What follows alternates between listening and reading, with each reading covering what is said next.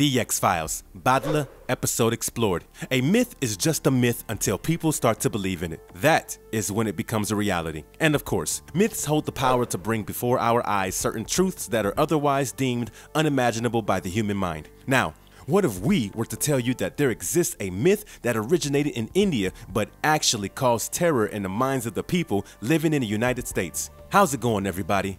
Welcome back to a new horror movie video with Marvelous Videos.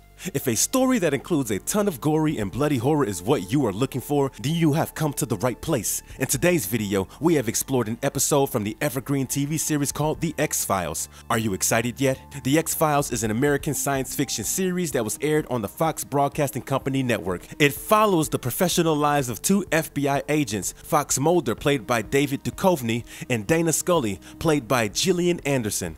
They are in charge of investigating strange and unsolved cases known as X-Files, which typically include supernatural or paranormal factors. The series mostly consists of standalone cases that are looked at by Scully, who is a medical doctor, and Mulder, a psychologist and criminal profiler. They sure make a fantastic duo of agents. But after the 7th season, Duchovny kind of partially quit the show. A new agent was then partnered with Dana Scully, and he is John Doggett, who is played by Robert Patrick. The episode that we are about to go into is titled Badlaa, and it is the 10th episode of season 8. The title of the episode translates in English to Revenge, and there is no doubt about it, since that is exactly what is going to happen in this episode. To put it mildly, Badlaa is the most disturbing story you will ever uncover.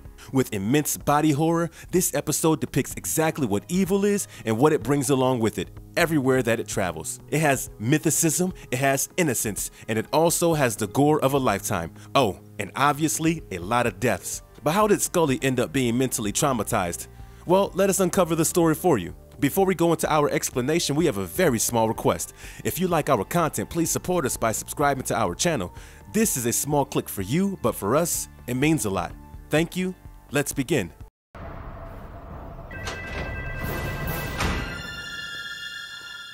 Are you keeping an open mind? Badlaa. The episode begins at Sahar International Airport in Mumbai, India. An obese American businessman, Mr. Potaki, is minutes away from boarding his flight back home to America. He is met by a paraplegic beggar to whom he gives 50 paise and walks away. Later, when using the airport's restroom, Mr. Potaki is dragged out of the cubicle by that same beggar, who from the looks of it seems rather weak in stature but somehow managed to do that. Now, after a while in Washington, D.C., Mr. Potaki checks into a hotel, and after he sits on the bed, he loses a ton of blood from underneath his abdomen. Even his eyes turn blood red, and he dies. So, it would appear that unexplainable things have already started happening. We are then met by John Doggett and Dana Scully at the crime scene because this case has a lot of unanswered questions. They spot a blood-soaked handprint besides Mr. Potaki's dead body that appears to be that of a child. But of course, no one can even imagine that a child could be capable of doing something so ghastly. On the other hand, we see a man applying for a janitorial position at Fairmont Elementary School in Cheverly, Maryland. It turns out that this man is actually the beggar in disguise, but for some reason to his boss, he appears as a regular white man. In the morgue, Scully confirms the significant stomach damage that was done to the man, which causes Doggett to assume that he might have been a smuggler and that drugs were forcibly removed from him. But the man's blood test revealed no evidence of drugs within his body, and Scully deduced his time of death to be around 24 to 36 hours before they found the body, which would mean that he died before he left Bombay. Now, we are taken back to that elementary school where two students, Quentin, played by Jordan Warcole, and Trevor, played by Michael Welch, are engaged in a fight. The beggar man, still disguised as the janitor, watches this fight as Quentin's father comes to the rescue. At the FBI headquarters, the agents have discovered an old case that seems to have the same MO as that of Mr. Potaki. The major clue they get here is that the person's weight somehow increased after death. So due to this weight discrepancy, Scully believes that perhaps whatever killed these men was like a passenger in their bodies with small hands. Later at Quentin's house, he sees the legless beggar in his room, but his father thinks that it was just his imagination. Later, his screams are heard, and when Quentin goes down, he sees that his father is dead and there was blood pouring from his eyes. So it appears that we have another similar death in which the beggar man is somehow involved. While investigating the latest death, the police inform Doggett and Scully about the odd man that Quentin saw. Other than the eyes, it looks like there is no other damage to the body, which makes Scully think that the man still might be inside the dead body. She goes to the morgue where she discovers that the boy's father has a swollen stomach. Upon cutting into him, a hand starts to come out of the scalpel wound. The episode has definitely started to take a turn for the worse. There is a blood trail that goes towards the storage closet. Scully follows it and opens the door, bracing herself for anything, but there is no one else there. As the beggar sits there watching her, he has somehow become invisible to Scully. At the school, Trevor spots the janitor and it appears as if he is able to see the beggar's face on the janitor's body, as if it were transparent. However odd this might seem, it is quite clear that the beggar has a hold over the janitor's body. At this point, the agents are ready to follow any lead they can get in order to solve these murder cases. So they consult Chuck Burks, who is an old friend of Fox Mulder.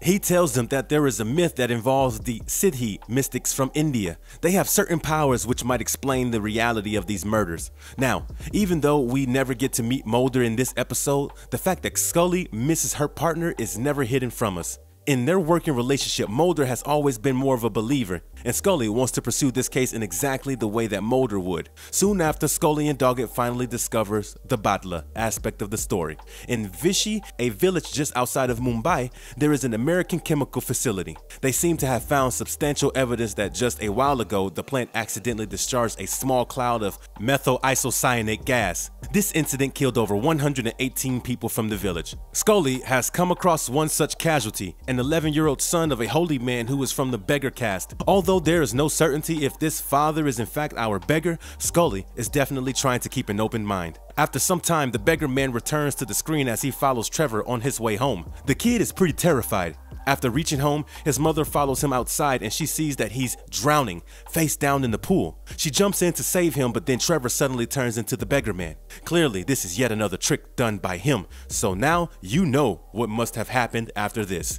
Doggett and Scully arrive at the crime scene, and although this murder does not have a lot in common with the previous one, it did occur 3 blocks from Quentin's house. Trevor then reveals to Scully that it was the little man who killed his mother. After that, Quentin and Trevor devise a plan to track down the Beggar at the school. But Quentin ends up getting himself in danger, and it looks like the Beggar is about to kill him when luckily Scully arrives at the scene just in time. Unfortunately, Quentin can see the real form of the Beggar, but to Scully, he appears as Trevor. It is clear that she has to make a tough call at the moment because, to her eyes, she has to shoot a 6th grade kid. She manages to trust Quentin's eyes and shoots at the person standing in front of her. Turns out, it was actually the Beggar man himself. And so, it looks like the string of murders has finally come to an end. But wait, what just happened? The episode ends back at the Sahar International Airport, 2 weeks later, where we once again see the Beggar watching another obese American businessman walk by. Well, now that you have seen how terrifying the Beggar man is, let us find out some more crucial information about him in detail.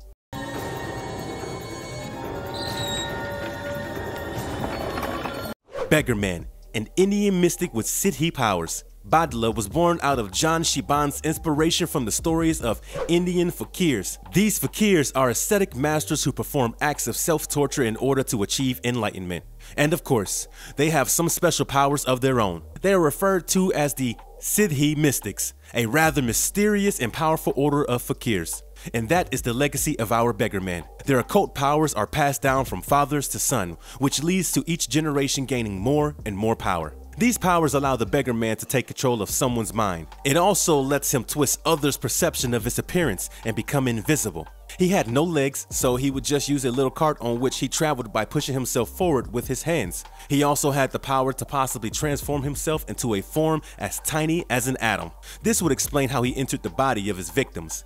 After killing them, he uses their dead bodies as walking corpses for himself, allowing him to go wherever he wants and then exit at his own free will. This would also amount to all the blood loss endured by Mr. Pataki. The Siddhi powers allows the mystics to completely vanish from your sight in a room when in reality they are right in front of you. That is what happened to Dana Scully when she tried to follow the blood trail from the dead body of Quentin's father. The Beggar man also has the power to entirely disguise himself as practically anyone, as we see him take multiple different forms like the janitor and Trevor. Although one drawback of this power could be the fact that when he is in possession of someone else's body and has disguised himself as that person, he does not speak. Not a single word was uttered from his mouth. At first, it did not quite make sense as to why the beggar man was killing the people that he was killing. Scully further investigated this matter when Burks told her that in fact, these Siddhi mystics are known to be extremely religious men. It is because, according to them, their powers originate directly from the divine. Now, this will obviously bring up the question of whether they dare to use these powers for something as evil as murder, because if they did, it would serve as a conflict to their beliefs and probably abuse the very foundation of ascetic life, which means that it would put their souls eternally in danger.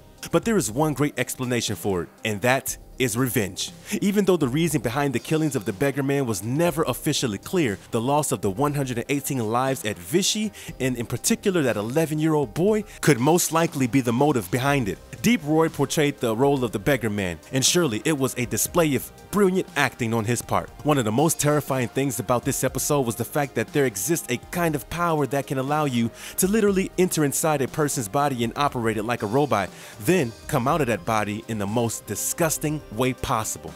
Badlaa is an episode that is sickening in every aspect, but that is also the same feature that makes it worthy of horror praise. So, what are you waiting for? If you have not watched this episode yet, head directly to The X-Files Season 8, Episode 10. Well guys, with that, we have come to the end of another horror classic video with Marvelous Videos. We hope you enjoyed watching it as much as we enjoyed making it for you. Make sure to drop a like and hit that subscribe button on your way out. Also, tell us in the comments down below what part in this episode managed to creep you out the most. Until then everyone, stay safe, take care, and see you in the next video. Have a great day ahead. Trevor!